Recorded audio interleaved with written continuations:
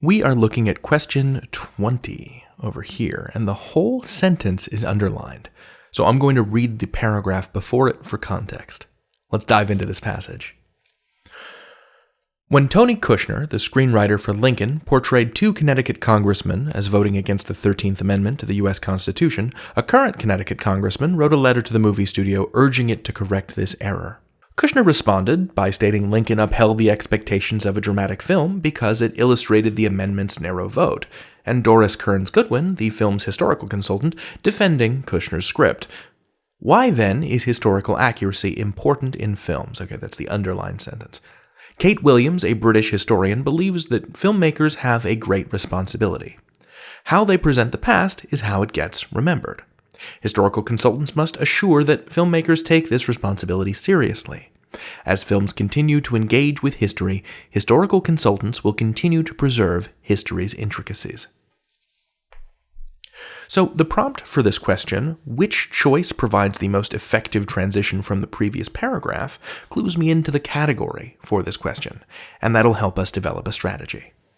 This is a transition sentences question. These questions aren't about grammar or punctuation. They require you to understand what the passage is arguing and make a good judgment as an editor. You'll see 1 to 2 questions like this on test day. So, real quick, here are some top tips for a transition sentence question. So first, restate ideas and find the gap. Summarize the information before and after the transition sentence. If we notice any obvious gap, then we can look for a choice to fill it. Next, identify the purpose. What's the purpose of the information you're transitioning to? What does it do? Does it support or counter an argument? And if so, the best transition will restate that argument, either for a reminder or to generate contrast. Is it the answer to a question? If so, the best transition might restate that question. Then, answer the question being asked. There are going to be some choices that look very tempting because they're related to the topic of the passage, but you need to focus on what the question is actually asking. What's the best transition? And finally, don't judge the choices for grammar. Every choice will be grammatically correct, so don't think like a copy editor. You're trying to choose the best transition between ideas. Let's head back to the passage, and I'll give you some space now to pause the video and think through this question on your own. Okay, let's go for it together. Let's restate the ideas from these 2 paragraphs. So paragraph 1 is about how Tony Kushner bent the historical record for drama's sake in his film Lincoln, and how his historical consultant, Doris Kearns Goodwin, defended that decision. Paragraph 2 quotes a different historian who says filmmakers must represent the past responsibly, and the author says that it is a consultant's job to enforce that responsibility. So it seems like that second historian, Kate Williams, would disagree with Doris Kearns Goodwin about what a historical consultant's job is. Is it to make changes to history for the sake of entertainment, or is it to represent the past accurately? So we have a conflict between these 2 points of view. So what's the purpose of the information that we're transitioning to? I would say it's a challenge to Goodwin and Kushner's position and choices. We're looking for something that introduces an opposing point of view. Basically, what does the other side say? So let's look at our choices real quick. Our choices are choice A, why then is historical accuracy important in films? B, what about directors who are less concerned about historical accuracy? C, consequently, do movies that take place in the very recent past require historical consultants? Or D, what sources should filmmakers consult to ensure historical accuracy in their films? And with that in mind, we can knock out B, because it's asking about directors, and we don't hear from a director in the next paragraph. We hear from a historian.